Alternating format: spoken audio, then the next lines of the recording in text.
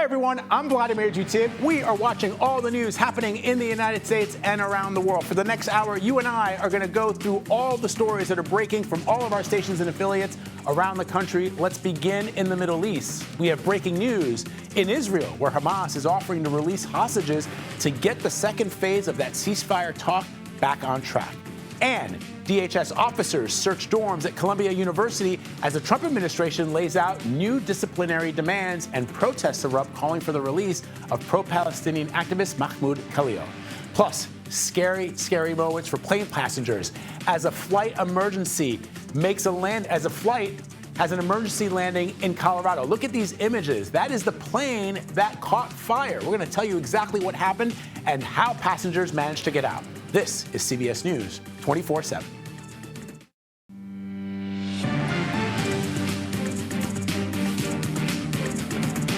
We begin with some breaking news out of the Middle East this morning, where Hamas is saying that they're agreeing to release living American Israeli hostage Edan Alexander, as well as the bodies of 4 other deceased hostages. I want to get right to CBS News foreign correspondent Ramy Inocencio, who's in Tel Aviv with the late breaking details. So, Ramy, what can you tell us? Vlad, good to see you. Yeah, and a reminder that Edan Alexander is believed to be the last living American hostage that Hamas is holding.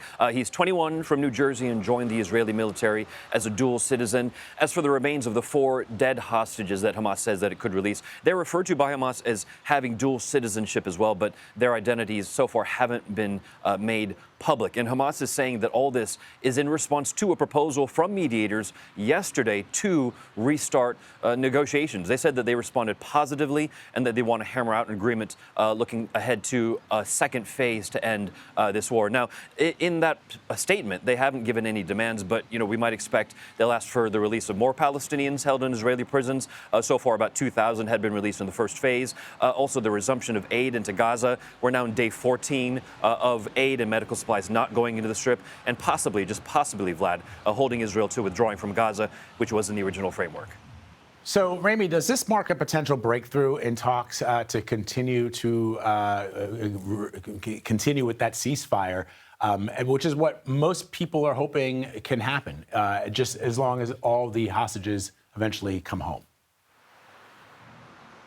Yeah, I think you have to look at it from the different sides here. If you look at it from Hamas's point of view, it actually might appear that way from what they've just said, from that statement. But Israel and Hamas might actually be talking about 2 different proposals, or at least maybe variations in proposals. That's because the office of Israeli Prime Minister Benjamin Netanyahu here said that Israel has accepted a proposal. That proposal is from Steve Witkoff, and that calls for the release of 5 living hostages, 9 dead hostages, and then a 50-day extension of that ceasefire. But Hamas just may be agreeing to a different proposal from Adam Buehler, and that's Trump's hostage envoy.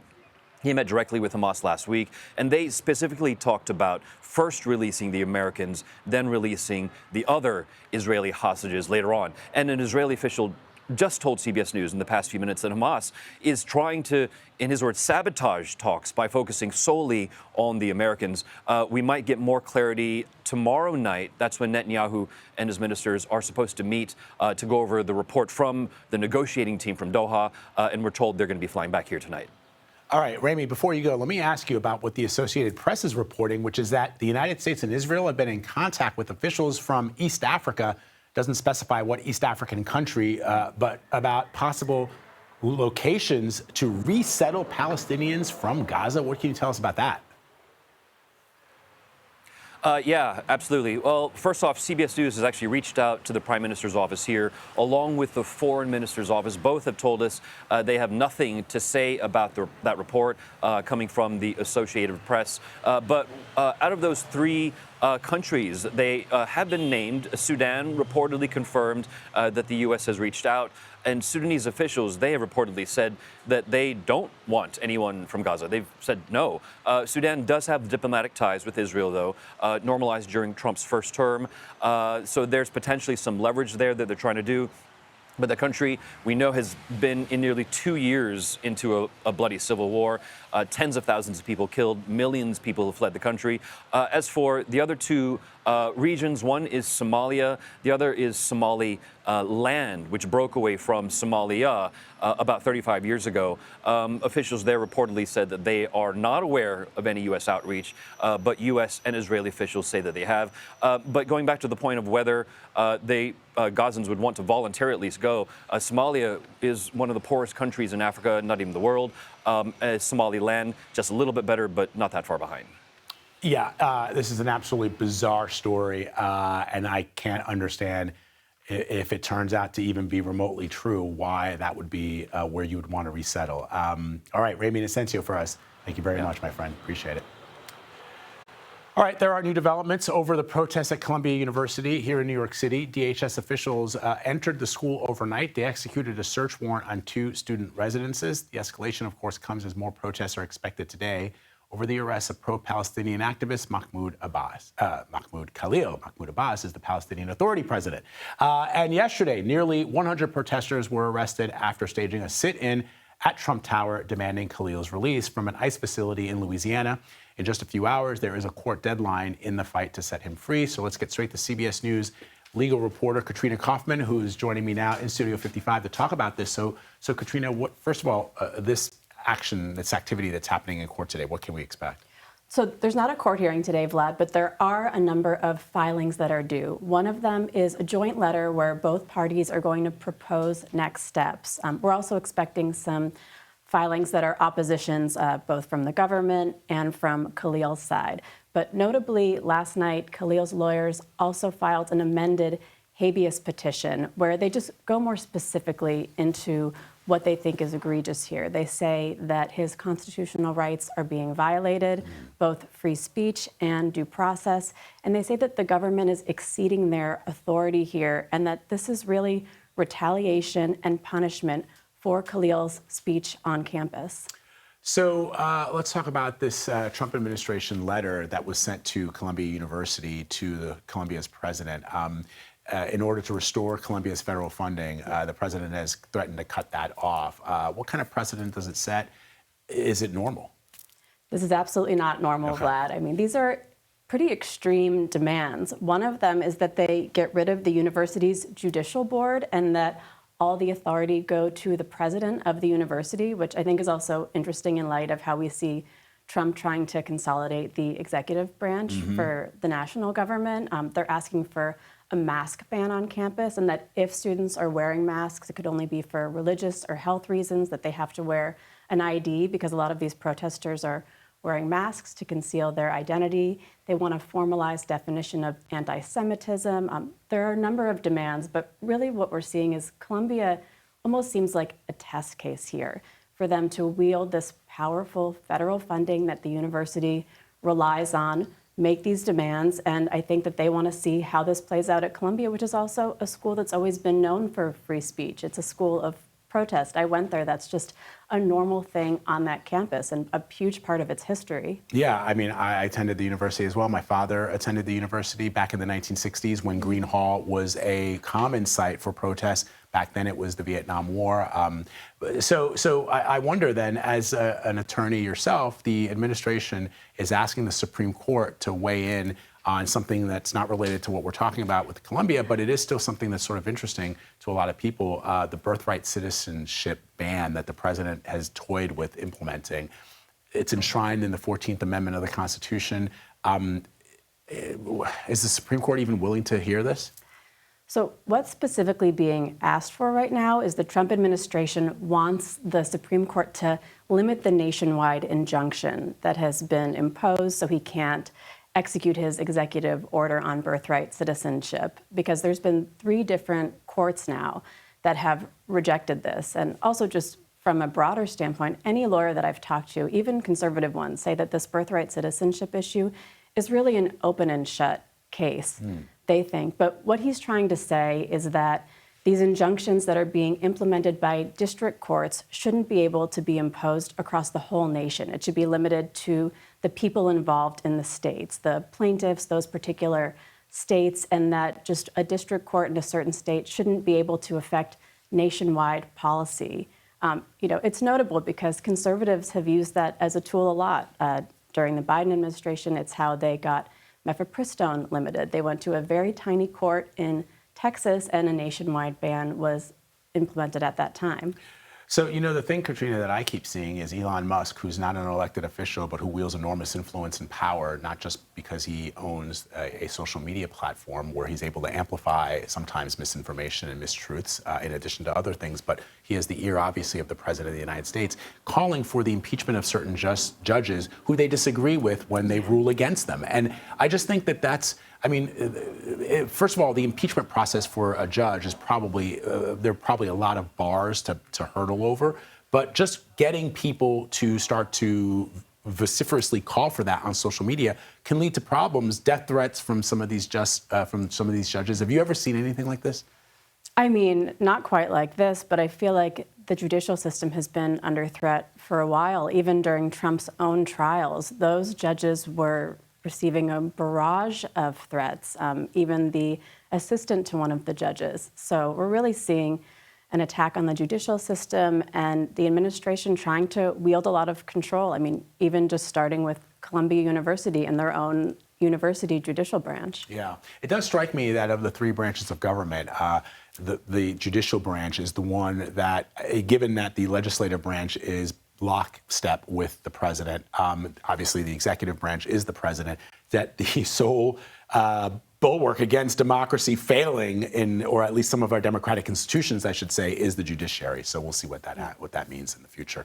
Always great to have you, my friend. Thank you very much. Thank you. Happy Friday. All right, now to that scary moment aboard that American Airlines flight in Colorado. The plane had to make an emergency landing at Denver International Airport because of this. The fire that you see erupting outside of that window there. One passenger spoke to our Chris Van Cleve about the scramble to get off the plane. Watch this. I was on the left-hand side of the plane, and the fire started on the right. So we can see the smoke is coming in, and everyone will start getting scared from this other side of the plane, and they start pushing to leave. And we start shouting, "Open the emergency door." I want to bring in CBS News Colorado reporter Kennedy Cook to talk more about this. So Kennedy, what are investigators saying about what actually caused this fire? Yeah, good morning to you, Vlad. Boeing 737 landed after crews reported a shaky engine. Now, what the FAA is currently working to investigate is where that fire started, when it started, and kind of the scary part of all this, how that fire got into the cabin, forcing these passengers to evacuate. That investigation is still ongoing, and we're working to learn more on our end as well. So we heard from that one passenger. What have you heard from folks this morning? Yeah, I mean, lots of mixed reviews. You know, we're at the peak of DIA's peak travel season here. 1.2 passengers expected to make their way through DIA for spring break. So lots of people still hitting the skies. Some folks we spoke with this morning not even aware that that fire started. Others sending their kids off to study abroad trips in Ecuador, just hopeful and prayerful that their children make it there safely. So mixed reviews all across the board, of course, working to keep people informed here as they are headed here for spring break travel. All right, Kennedy Cook for us. Thank you very much. Appreciate it. The storm system that pummeled California is now moving east, putting tens of millions of people under severe weather threats. Let's bring in CBS News Philadelphia meteorologist Grant Gilmore. The first look at the national forecast. Hi, Grant. Hey, good morning, Vlad. Look, this is going to be a really active 72-hour period, and really the severe weather starts to ramp up later on this evening. The Storm Prediction Center has already outlined the area that we really have to watch. Notice how St. Louis is right in the heart of this moderate risk for severe weather. You're talking about hail, damaging winds, and the risk for EF2 to EF5 tornadoes. And it's not just today. This threat for severe weather is going to advance to the south and east, and then all up along the eastern seaboard as we make our way into the weekend. Let's drop the map. Let's talk about this threat because, again, like I said, it's not just the threat for damaging winds, but an elevated risk for severe tornadoes. Let's drop the map here. There we go. All right. Tornado risk. Look at this. This is an elevated risk, really from Davenport, Iowa, all the way down to Jackson, Mississippi, where we could see that threat for those EF2 to EF5 tornadoes. It goes to the southeast tomorrow, and then all up along the eastern seaboard, we have that threat for severe weather, albeit a slightly lower risk for severe weather from the panhandle of Florida all the way up into southern New Jersey. But still, it is a threat nonetheless. Over the next 3 days, 152 million people will be under the threat for some type of severe weather. The storm system really starts to fire up as we go through the day today. On the northern side of it, you've got snow, but the big threat today is going to be across the mid-Mississippi Valley for those damaging winds, hail, and that threat for tornadoes. Vlad, back to you. All right, Grant, thank you very much. The highest-ranking Democrat in the Senate reverses course on the budget battle, why Senator Chuck Schumer is now in favor of the Republican plans just days after he said he would fight it. You're streaming CBS News 24/7. Former Republican U.S. Senator Alan Simpson from Wyoming has died. His family says he struggled to recover from a broken hip back in December. Simpson served 3 terms as senator from 1979 to 1997 and was known for his quick wit and bridging partisan divides. Won't see the likes of him anymore. He received the Presidential Medal of Freedom back in 2022 from President Biden. He was 93 years old. Let's turn now to Capitol Hill, or stay on Capitol Hill, where the Senate will vote today on a stopgap funding bill to avoid a government shutdown. Senate Minority Leader Chuck Schumer now says he will vote in favor of the bill just days after saying he would not. While the CR bill is very bad, the potential for a shutdown has consequences for America that are much, much worse. I believe allowing Donald Trump to take even much more power via a government shutdown is a far worse option. I want to bring in CBS News congressional correspondent Caitlin Huey-Burns, who's on the Hill for us now. CHB, how are fellow Democrats responding to Schumer's pivot both in the House and in the Senate? Not well, Vlad, not well. There is now an intra-party fight within the Democratic Party over this funding bill after Schumer made this announcement yesterday. He essentially took to the floor and admitted that Democrats were pretty much out of options at this point, and a shutdown, in his words, would be much worse and would, in his words, empower Elon Musk and Donald Trump even further to make further government cuts. Now, Democrats in the House were immediately up in arms about this. Alexandria Ocasio-Cortez made a very direct criticism of her New York colleague, Chuck Schumer, and you have had other House Democrats all week really trying to needle and press Democrats in the Senate to hold the line. But the reality here, Vlad, is that there is a very different dynamic between the House and the Senate. In the House, Democrats could largely stick together in opposition to this bill, and it would still go through because Republicans had the votes. On the Senate side, if Democrats don't vote for this bill, it will fail and the government would likely shut down. So they had different options here. These are different chambers that work differently with those House majorities. Democrats wanted to use this point as leverage, but the reality was they just weren't going to get there. And so we're going to see after this, if it goes through, how Democrats start to kind of go after each other and figure their way out of the wilderness here. They're upset about party messaging. They're upset about not having a cohesive strategy. This was kind of their first test to battle the Trump administration, and they weren't able to. Right. So then, of course, it begs the question, what will Democrats be able to do in opposition of anything that Donald Trump wants to enact? In other words, if they're not able to make it happen here, and look, I think a lot of people understand where Senator Schumer is coming from. A government shutdown, the politics of it makes sense if you're AOC and you're a super liberal congresswoman from a very liberal enclave right here in New York City. But if you are one of those millions of workers who are going to be affected by a government shutdown, with the markets already in correction mode, with the economy headed lower because of these tariffs that are being enacted, why would you want to be saddled with folks thinking that your party is responsible for their misery and their woe? Yeah, exactly. And, you know, the midterms are far away from now, so it's not really about that. It's about kind of right now. And, Vlad, you're absolutely right. This was only adding to the already, the uncertainty that's already in the economy with tariffs and everything else going on. A government shutdown would only add to that at a time where Democrats have been messaging against the Trump administration's cuts to federal workers. This would only exacerbate that. So they were really left between a rock and a hard place, and this was really seems to be kind of their only option here. Shutdown is not good for anybody. It's not good politics. Nobody ever wins in a shutdown. And so so they kind of know that. The question that you asked, though, is a really good one, Vlad, which is when is the next time that Democrats can exert their leverage? This funding bill goes through September. They'll have another fight over the budget, bigger plans, and that will be a really big fight over the president's agenda, trying to enact that through law.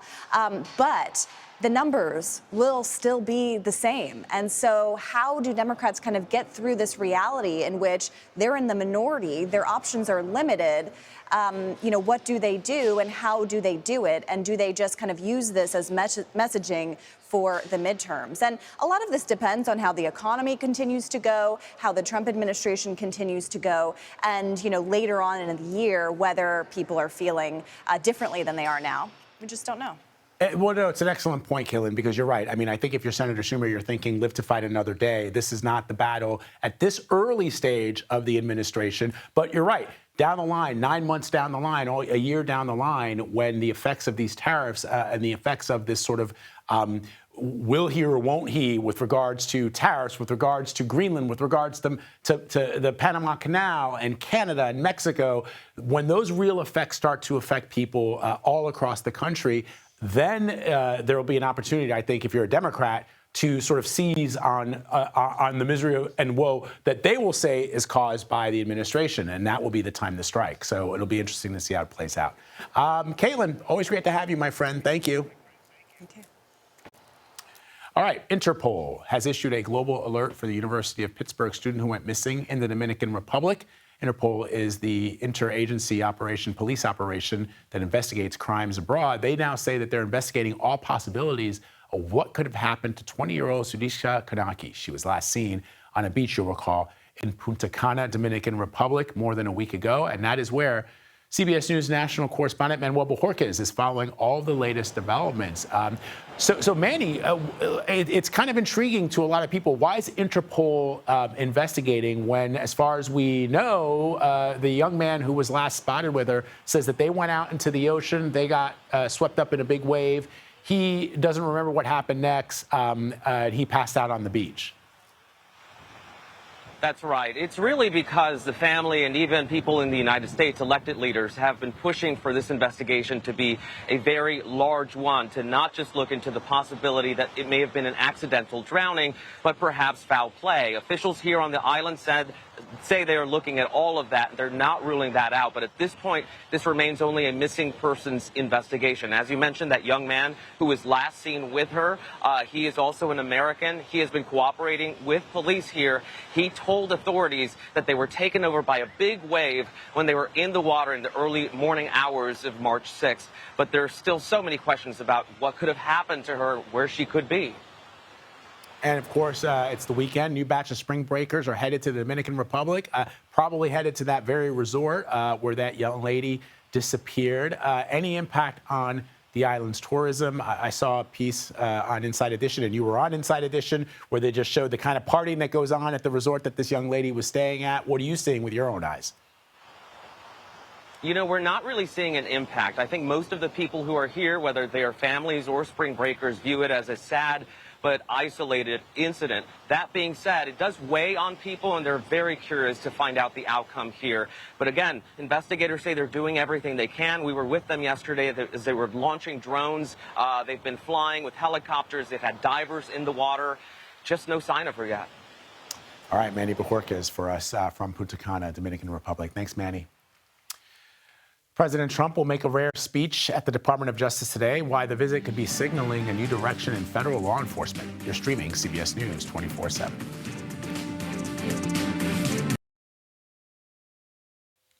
President Trump will deliver a rare in-person speech at the Department of Justice this afternoon. He's expected to discuss his vision for the agency. I want to bring in CBS News Department of Justice correspondent Scott MacFarlane. So we've been teasing this, Scott. Explain to our viewers why it's significant for any president to be paying an in-person visit to the DOJ. In part because it's so rare. The last time this happened, it was President Obama who went there for a farewell ceremony for his then Attorney General, something more symbolic, more of a morale booster. This is going to be a speech by President Trump inside the Great Hall, the theatrical venue that's inside the Department of Justice for big events. And there is an independence inside the Department of Justice and the FBI that has been treasured and secured for years. And there's a concern that when a president stands in front of the Department of Justice, announces either accomplishments or priorities, that they may be shattering some norms here and shattering that independence. We'll see if the tone and the contents of this speech today, Vlad, eases or infuses those concerns. So what have you learned about what potentially could be in this speech and in the president's vision for the Department of Justice? The White House press secretary a few moments ago indicated he's going to talk about immigration issues, that there may be some families impacted by crimes by undocumented immigrants there. Also, those impacted by fentanyl and the fentanyl crisis that has been ongoing in America for quite some time. So likely to announce either some accomplishments on those fronts or some priorities on those fronts. And that's what's likely going to be in the scripted narrative here. But if the president goes off script, he really does resuscitate those concerns about, is he going to remain apolitical when he's speaking to a branch of government that is supposed to be uniquely apolitical? And so what have you been hearing from members of the DOJ and oftentimes career civil servants? What are they saying about this? Well, this is not happening in a vacuum. I mean, it's happening as a purge is underway inside the Department of Justice and has been for nearly 2 months, where you have veteran civil servants, non-political employees saying, I want nothing to do with this. This seems to be a politicized Trump extension inside the FBI or in the prosecutor's offices. You also have the compilation of a list of 5,000 FBI agents and employees who have been put on a list for scrutiny because they had fingerprints on the January 6 investigations, which the Trump allies don't like. That may push people out. The ongoing purge is a concern that's only going to be exacerbated by the president being inside the Great Hall of the Robert Kennedy Building today. All right, Scott McFarland for us. Thank you, my friend. Appreciate it. Thank you. All right, more Trump news. He says that there's a good chance the war in Ukraine may finally come to an end after his special envoy, Steve Witkoff, held what the president called productive talks in Moscow yesterday. CBS News senior foreign correspondent Holly Williams is following the developments from Kyiv. Well, Vladimir Putin said last night that Russia agrees in principle with a U.S. proposal for a 30-day ceasefire here in Ukraine, but there are conditions he'd like to discuss with the U.S. Many are skeptical that Putin really wants to stop the bloodshed. Remember, he started this war 3 years ago by invading Ukraine, and Russian forces currently have the upper hand on the battlefield, where they're gaining ground. But if Russia doesn't sign up for the interim ceasefire, which Ukraine has already agreed to, President Trump has threatened economic consequences. That might involve trying to shut down Russia's so-called shadow fleet of oil tankers, hundreds of tankers that use deceptive or illegal means to avoid sanctions on Russian oil. If the US and its allies targeted the shadow fleet, it could do deep damage to Russia's economy. Last night, Ukraine's President Volodymyr Zelensky accused Putin of using delaying tactics, saying, quote, Putin is afraid to tell President Trump directly that he wants to continue this war and keep killing Ukrainians. Back to you. All right, Holly, thank you very much. Appreciate it. The war in Ukraine was a major focus of President Trump's meetings with NATO Secretary General at the White House yesterday. Let's bring in CBS News congressional reporter Torian Small, who's at the White House today. So, Torian, did the president and the secretary come to any agreements on NATO's role going forward? So I should discuss the tone of this meeting first. The Secretary General was quite complimentary of the President, Vlad, saying he showed quite a bit of strength during his first term, and he expects the exact same thing from President Trump in his second. At the heart of this, though, was this call for increased spending from NATO membership when it comes to security and defense of these NATO countries. President Trump previously said that other countries, member countries, need to step up their contributions to NATO, or else the U.S. won't be doing its part. And that was something we saw the Secretary General praise the president for, now touting this $800 billion investment that he's hoping to secure from these member nations. But again, Vlad, this was a very complimentary meeting of the president, the Secretary General saying, in fact, that he believes NATO will be stronger under a second Trump term in office. So did the secretary also suggest that NATO is willing to, as the president has suggested, pay more towards the protection members and in defense of the European countries on the continent of Europe. Right, and this also happens as Trump is engaged in this trade war with European nations as well. We recently talked about this tax on American imports when it comes to whiskey and other U.S. spirits. The president is also ramping up his threats about tariffs on U.S. imported or imported from foreign European nation spirits to the United States. He said 200% there. That's what he's looking if the EU doesn't rescind its 50% tariffs on American whiskey, Vlad. All right, Torian Small for us at the White House. Thanks, Torian. Folks, let's take you now to Capitol Hill, where just moments ago, Senator Chuck Schumer spoke on the floor about that budget. Let's listen. Finally, I want to close by reminding everyone it was Republicans who pushed this false shutdown choice. Their inability to govern has led us to this precipice. Our caucus members have been torn between two awful alternatives, and my colleagues and I have wrestled with which alternative would be worse for the American people. Different senators come down on different sides of this question, but that does not mean that any Senate Democrat supports a shutdown. Whatever the outcome, our caucus will be united in our determination to continue the long-term fight to stop Donald Trump's dangerous war on our democracy and on America's working families. I yield the floor and note the absence of a quorum. All right, that was Senator Chuck Schumer just moments ago on the floor of the United States Senate. We're expecting a vote to happen at about 1 p.m. Eastern. Obviously, we'll bring that to you live once it happens right here on CBS News 24/7. Let's bring in, though, CBS News Philadelphia meteorologist Grant Gilmore with another look at the national forecast. Hey, Grant.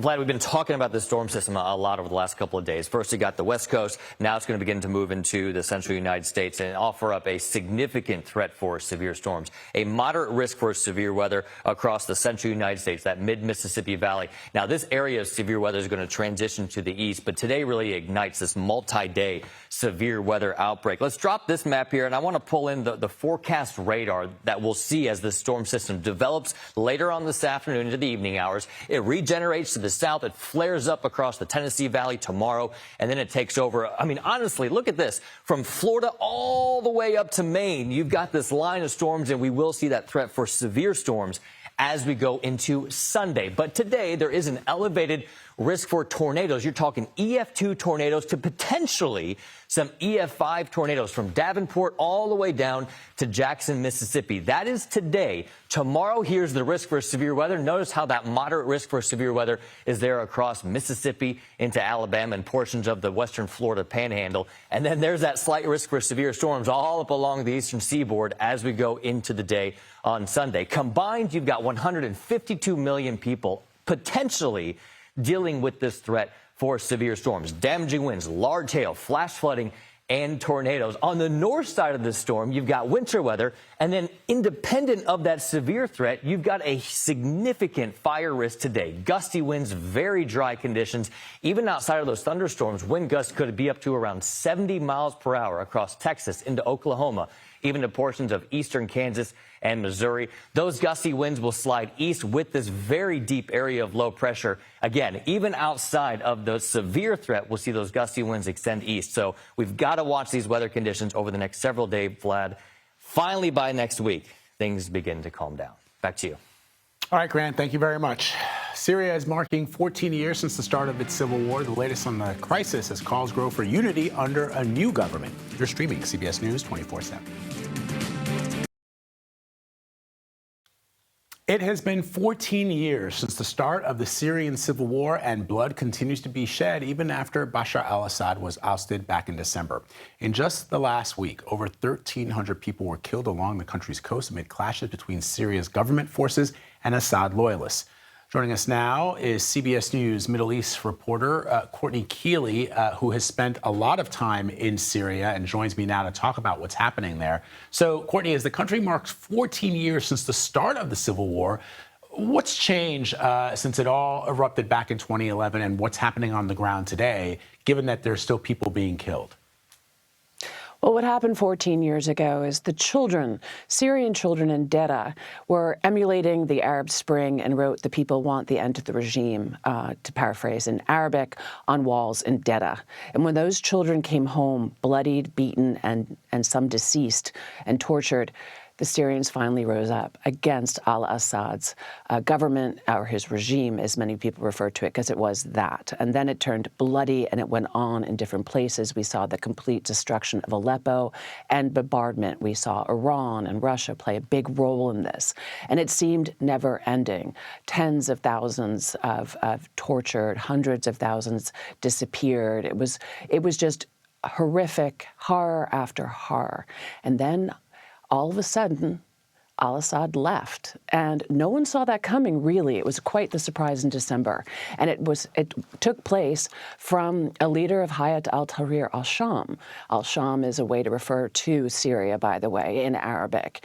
And when he came to power, he changed from his military fatigues to a suit with a tie. And even the tie was a representative of a Western government, not a pro-Iranian mullah regime where they don't wear a tie because of Western influence, the way they see that. So everything was signaling that the new government, the new president, are looking open. Now, we've had this fallback into sectarian violence in Latakia. That is a former pro-Assad city, still with loyalists there, still with former regimists and clearly some military left. That's on the coast, along the Mediterranean coast.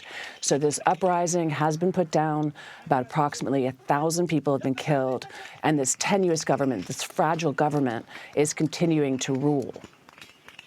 Yeah, Courtney, I recall when the war broke out, and I remember specifically when there was this little boy named, I believe his name was Hamza, who came back bloodied, beaten, cigarette butts all over his body. He'd been killed by Assad forces, and that's when the violence went to a level that we hadn't expected.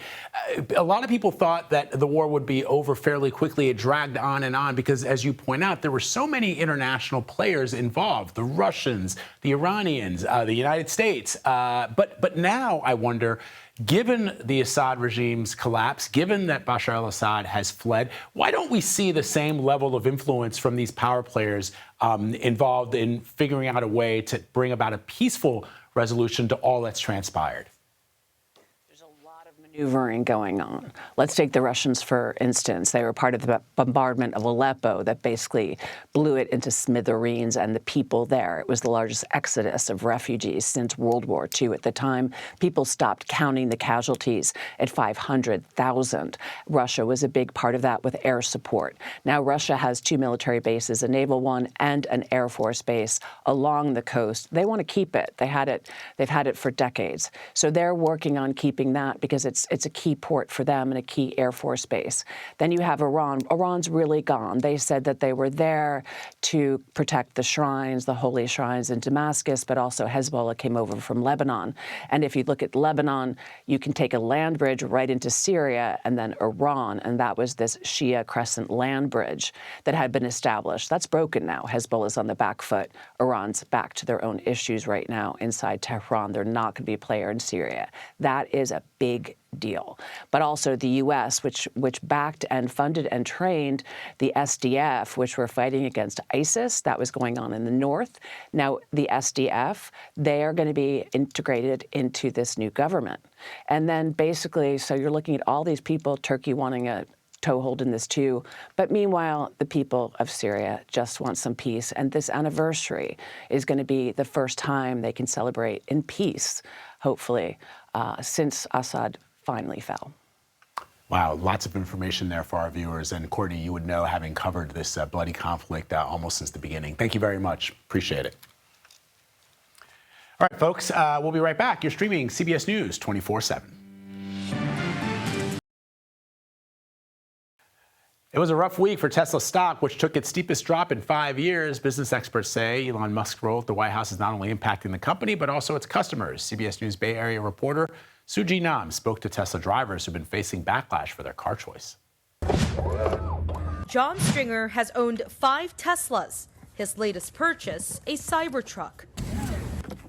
He is also the founder of Tesla Owners of Silicon Valley. My goal was to interact with other enthusiasts. John and his community of 6,000 Tesla owners say safety on the roads has become a greater concern. They're getting vandalized just for no reason, just because they're driving Teslas. This is my car, and I see it, I get it myself. The kind of car you drive shouldn't be like a reason to get attacked. I look and I see in giant white spray painted letters, F Elon.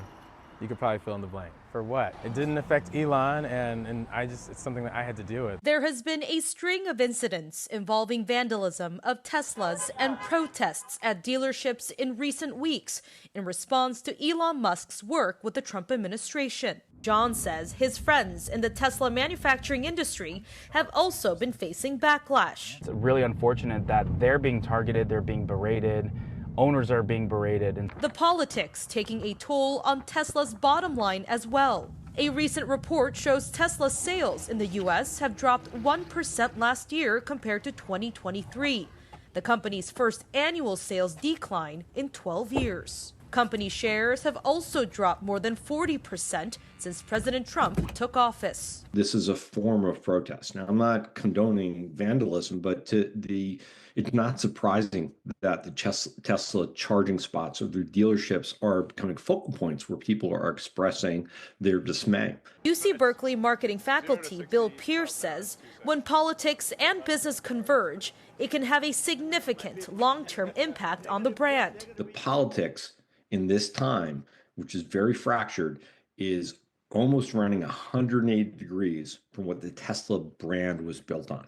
And this is too abrupt change for the Tesla fans. And they're saying, look, I thought you were this, and now you're that. I don't want any part of you. There's going to be an erosion of trust in the brand. For John, however, he wants to relay the message that many Tesla owners bought the car for its technological advancements and environmental impact, and not necessarily for Elon Musk's opinions or political beliefs. Help with climate change and sustainability. And so every gas car off the road is going to help out that mission. He tells us that in a time of greater political divide, voice your opinion, peacefully protest, but it needs to be peaceful. John says communication is key on both sides of the aisle. Suji Nam, CBS News, Silicon Valley.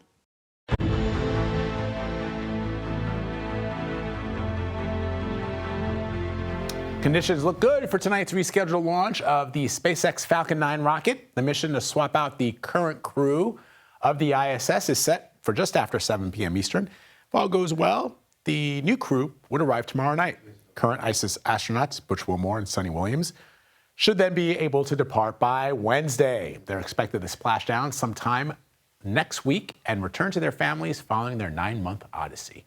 Hoping that happens. Let's bring in CBS News Philadelphia meteorologist Grant Gilmore with the final look at the national forecast. Hey, Grant.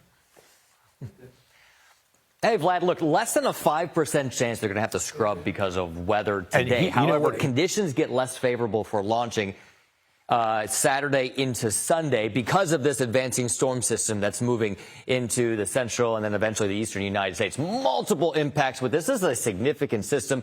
Damaging wind gusts, large hail, potentially 2 inches or larger in diameter. Also concerned about some strong tornadoes. EF2 to EF5 tornadoes certainly within the realm of possibility as the storm system begins to ramp up later on this evening. The bullseye for the focus of all the activity is going to be across the mid-Mississippi Valley today and then shifts to the south and east, even up into the Tennessee Valley as we go into tomorrow evening. And then look how this system advances all up along the eastern seaboard, bringing damaging winds, very heavy rainfall, and even that threat for some damaging winds and tornadoes to the east coast through the day on Sunday. All right, Vlad, that's it for me. Have a great weekend, man. All right, brother. See you next week. Thank you, Grant. And that does it for me, folks, but stay right where you are. After the break, Mugo Odiwe is live from San Francisco with all the news breaking from coast to coast. This is CBS News 24/7.